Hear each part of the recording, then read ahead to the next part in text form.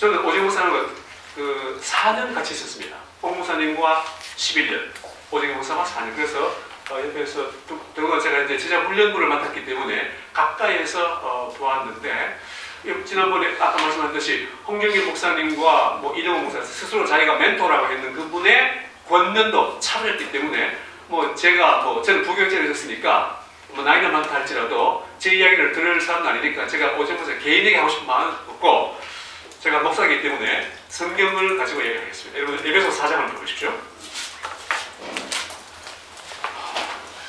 11절. 그가 어떤 사람은 사도로, 어떤 사람은 선지자로, 어떤 사람은 복음 전하는 자로, 어떤 사람은 목사와 교사로 삼으셨으니. 성경 신구약에 목사란 말이 여기 딱 한 번 나옵니다. 그래서 사실 이 목사란 말은 헬라어에는 포이멘이라는 말이에요. 포이멘은 목자란 말입니다. 성경에 구약에는 이 포이멘이라는 말이 90번, 90번, 그 다음에 신약에는 22번이 나와요. 그러니까 토탈 해가지고 112번이 나오는데 111곳에는 포이멘을 전부 다 목자로 번역했어요. 근데 똑같은 포이멘인데 이 부분에서는 목사로 번역했어요. 영어로는 pasto라고 번역했습니다. 그럴 수밖에 없는 게 다른 곳에는 전부 다 양들과 관련돼서 중동 지역에 사우디에도 한 8년 했었는데 양들과 관련해서는 목자로 번역을 했는데 지금 에베소서는 뭐를 사도 바울이 이야기하죠? 교회를 이야기하죠. 교회와 관련해서는 딱 한 군데 여기에서 목사로 번역을 했어요.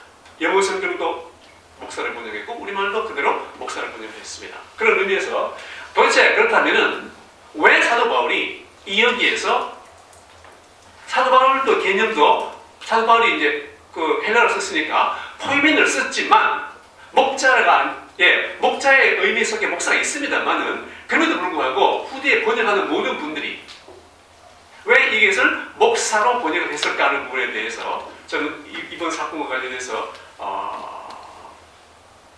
오정희 목사님 관련해서 세 가지를 좀 말씀드리겠습니다. 지금 여기 보시면은 12절을 보십시오. 근데 11절에서 그는 여러분 아시죠? 사도와 선지자와 복음 전하는 자, 이 세 직분은 초대교회에만 있었기 때문에 지금 없다고 믿습니다. 그런데 문제는 그 다음에 어떤 사람은 목사와 교사로 지셨으니 그랬어요. 앞에 사도와 선지자와 복음 전하는 자는 각각 다른 사람들이죠. 그러나 목사와 교사는 사실은 한 사람입니다. 목사에게 교사로서의 책임도 함께 주셨다는 것이죠. 그런데 그 교사는 어떤 일을 해야 하느냐? 10절을 보십시오.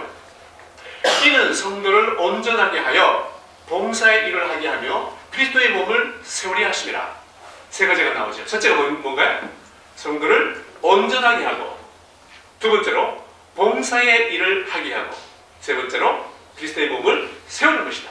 저는 이 세 가지를 가지고 잠깐 나누고자 합니다. 첫째, 근데 이게 문제가 사실 한국교회의 목사들이, 저도 목사지만 많은 목회자들이 목사는 알아요. 그런데 교사에 대해서는 잘 몰라요.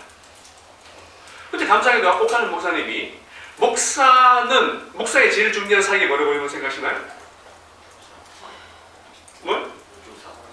목사의 가장 중요한 사역이 많습니다만 그래도 가장 중요한 사역이 뭐라고 생각하시죠? 네, 설교입니다. 그러니까 많은 한국의 목사들이 이 설교에 대해서 정말로 열정을 가지고 준비하고 기도하고 해요. 그리고 또 하나가 무슨 사역인가요? 그렇습니다. 가르치는 사역. 교육하고 훈련하는 사역이죠. 옥 목사님이, 제가 옥 목사님을 사랑하고 존경하는 이유가 옥 목사님이 목사로서 당연히 설교 잘 하시죠. 그러나 또 한 가지, 교사로서의 사역에 이분이 눈을 뜬 것 같아요. 1970년대 말에 파라처치 쪽에서는 제자 훈련을 도입을 했습니다. 그런데 기존 로컬 처치, 지역 교회에서는 어느 곳에서도 이 가르침에 대한 깨달음이 없었던 것 같아요.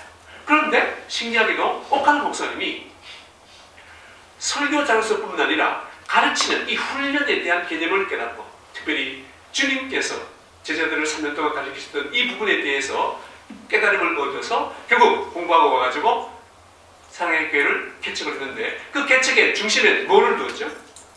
제자훈련이었습니다. 가르침이었습니다. 예. 안타까운 것은 오늘날 많은 교회 교역자들이 목사들이 설교는 붙잡고 늘어지는데 이 가르침에 대해서 깨달음이 없어요. 아무튼 지금 첫 번째가 이제 성도를 완전 세우는 것인데 설교를 해가지고 저 오늘 사실 사랑에 가서 설교를 오랜만에 들었습니다. 예배를 드렸습니다. 예. 설교를 통해서 은혜를 받습니다. 여러분 오늘 다 아마 어쨌든 부활주일 예배 은혜를 받으셨을 거예요. 그러나 불행하게 하나님께서 우리에게 설교만 가지고는 절대로 온전히 세워지지 않도록 만드신다는 거예요. 그래서 사도 바울이 목사와 또 하나 교사로서의 역할을 주셨는데 많은 목사들이 이 부분에 대한 깨달음이 없는 거예요.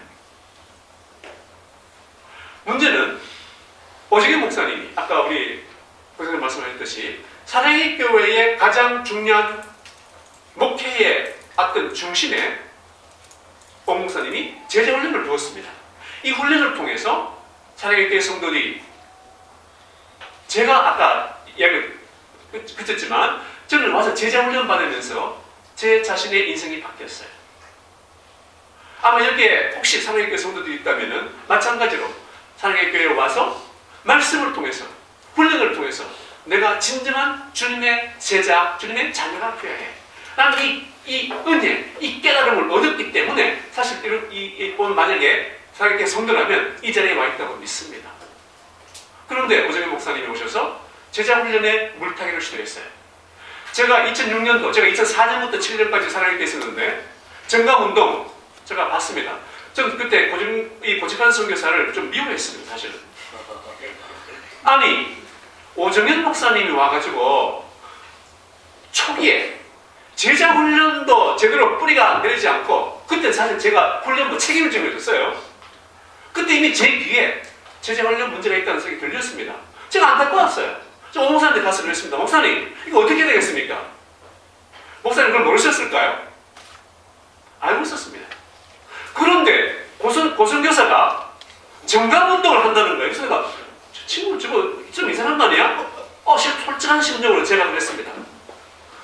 저는 오정현 목사가 일으키는 그 정강운동이 진정한 의미에서 사랑의 교회의 범죄를 추구하는 것이 아니라 이건 제자훈련의 물타기구나. 저는 훈련부를 맡고 있었기 때문에 그 부분에 대해서 대단히 마음이 아팠어요. 결국 온전히 세우기 위해서 지금 설교 얘기도 아까 나왔지만 설교로서 성도들에게 은혜를 주지 못한다면 가르침으로서 교육과 훈련으로서 온전히 세워야 하는데 이 양쪽의 균형이 땅바닥에 떨어졌기 때문에 오늘날 사랑의 교회 성도들이 고통하는, 물론 모르는 분도 많습니다. 오늘 제가 아까 오후 예배 갔는데 젊은이들이 찬양하는 거 보죠. 저는 마음속으로 감사를 드렸지만 그럼에도 불구하고 이 교회가 지금 진정한 의미의 사랑의 본질을 잃어가고 있다는 것에 대해서 많이 아팠어요. 첫 번째, 성도를 온전하게 하는 부분에 대해서 설교로서도 그렇고 또 하나 가르침, 교육과 훈련에서도 실패하고 있는 이 중심에 누가 있느냐? 참 마음이 아픕니다. 두 번째가 봉사의 일을 하게 하는 것이죠. 여러분들 아마 이게 사랑의 교회 성도들이 있다면은 양육과 교육과 훈련을 통해서 제자 훈련과 사회 훈련을 통해서 제대로 세워진 온전한 성도가 되었을 때 교회에서 봉사와 섬김의 일을 하게 하는 것이 맞습니다. 많은 한국 교회들이 제대로 된 뭐 좀 가지고 있고 뭐 좀 배웠다는 사람들이 오기만 하면은 목사가 가가지고 우리 교회 일 좀 해주세요. 일 좀 해주세요. 일을 갖다 막 맡깁니다. 아니 뭐 목사가 일을 맡겨달라니까 기쁨을 하겠죠. 그러나 그 사람은 예레민들 반드시 시험을 받거나 넘어질 수밖에 없습니다. 여러분 아마 많이 경험하셨을 것 같아요. 저는 목회자로서 많은 사람을 경험을 했습니다. 순서가 사도 바울이 온전히 성도로 세워지고 난 다음에 그 사람을 봉사로 섬기게 해야 되는데 지금 순서가 바뀌어가지고 제대로 세워지지 않은 사람에게 봉사일을 맡길 때 본인도 상처를 받고 다른 사람에게 상처를 주는 일들이 오늘날 한국교회에 얼마나 많이 일어나고 있습니까?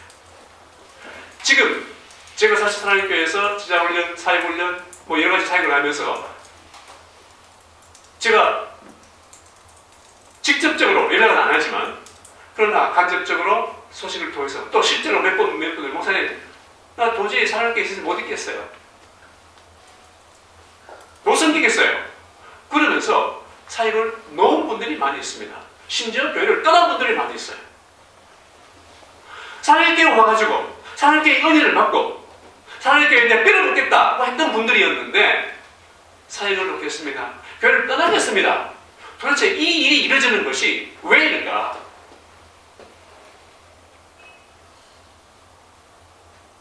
교회를 섬기면서 주시는 은혜를 여러분들 아시지 않습니까?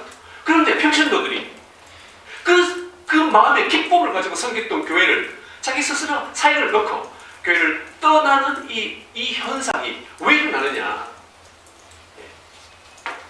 제가 말하지 않겠습니다. 여러분들 혹시 여러분들 가운데 전 목회자로서 그런 분들을 봤을 때 제가 말로는 그래요.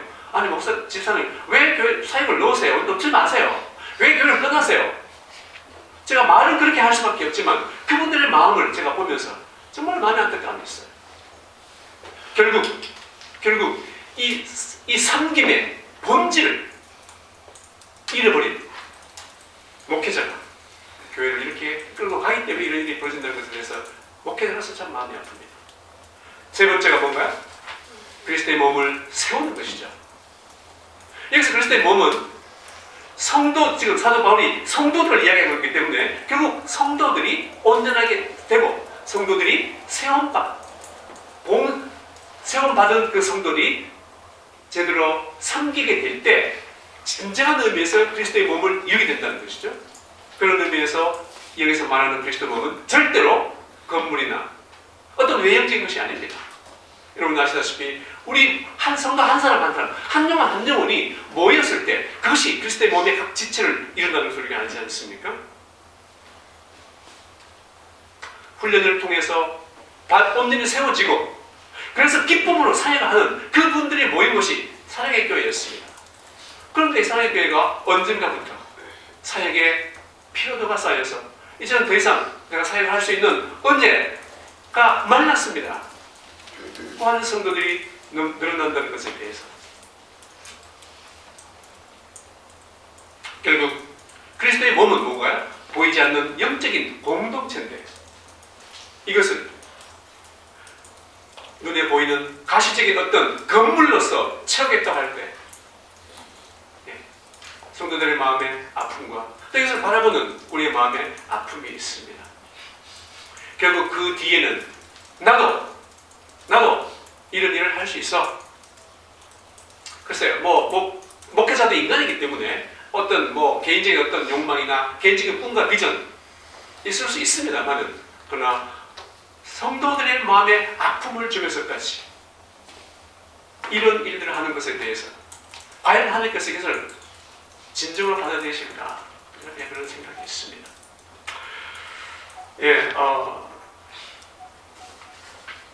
세 가지에 대해서 사실 저는 제가 마음속에 내가 사랑의 교회 향수 때문에 그런가? 내가 옥하는 목사를 너무 좋아하고 사랑해서 그런가? 내가 사랑의 교회에서 은혜 받은 것 때문에 그런가? 라고 제 자신에서 질문을 참 많이 해봤습니다. 그러나 사랑의 교회 같은 교회가 사실 하나 정도는 있어도 저는 좋다고 생각을 해요. 그런 의미에서 저는 사실 지금 대구에서 그 목회자들과 함께 제자 훈련을 하고 있는데 어떤 분이 그러는 거예요. 목사님, 사랑의 교회가 제자 훈련하는 교회 맞습니까? 당회원들이 제자 훈련의 그 진정한 의미를 아시는 분들이 그렇게 했다는 것에 대해서 자기는 지금까지 제자 훈련에 대한 생각에 어떤 환상을 깨야 되겠다는 생각이 듭니다. 왜? 목사들이 지금 그 이야기를 하고 있습니다. 저는 해외에서도 사역을 해봤기 때문에 전 세계에 있는 많은 목회자들, 선교사들, 또 성도들이 사랑의 길을 어떻게 바라보는지를 조금 알고 있어요. 우리나라에 우리 그 나라에 아까도 설교하신 분 이야기했듯이 사랑의 교회 이름 붙은 교회가 아마 수천 개 된다. 그것이 좀 과장된 것이지만 어디에 가도 이제 사랑의 교회를 모르는 사람들이 없죠. 성도라면. 그런데 그분들의 마음속에 사랑의 교회가 지금 어떻게 비치고 있나요? 제 자신이 나는 사랑의 교회에서 제자 훈련 받았습니다 라는 말을 하기가 부끄러움을 느낄 정도의 이 현상이 과연 어디서부터 시작되었느냐. 저는 선보 교수님이 하신 말씀을 그대로 제가 하고 싶어요. 예. 목사가 욕심을 부리면 세상의 어떤 다른 사람보다도 더 취해지는 것 여러분들 잘 알지 않습니까? 저는 오정현 목사가 예를 들어서 이제 6개월 이후에 다시 강단에서 해가지고 그야말로 거룩한 표정으로 거룩한 하나님의 말씀을 들고 한들 글쎄 그 내용을 모르는 분이 은혜를 받겠지만 그 내용을 아시는 분들이 과연 어떻게 하나님의 말씀을 받을 수 있을까 참 걱정됩니다. 그런 의미에서 저는 오정현 목사님이 그분이 진짜 목사 아들이고 진짜 주님의 부름을 받았다면 그가 해야 할 일은 한 가지밖에 없습니다. 정말로 주님 앞에 모든 것을 내려놓고 이전의 사랑의 교회로 회복시키기 위한 그동안의 자기 자신의 모든 생각들, 모든 잘못들, 모든 거짓들, 모든 불법 비리들을 정말로 하나님 앞에, 교회 앞에, 성도 앞에 회개하고 한 가지 길로 갈 수밖에 없다고 믿습니다. 그런 의미에서 저는 정말로 사랑의 교회를 바라볼 때마다 아픔이 있어요.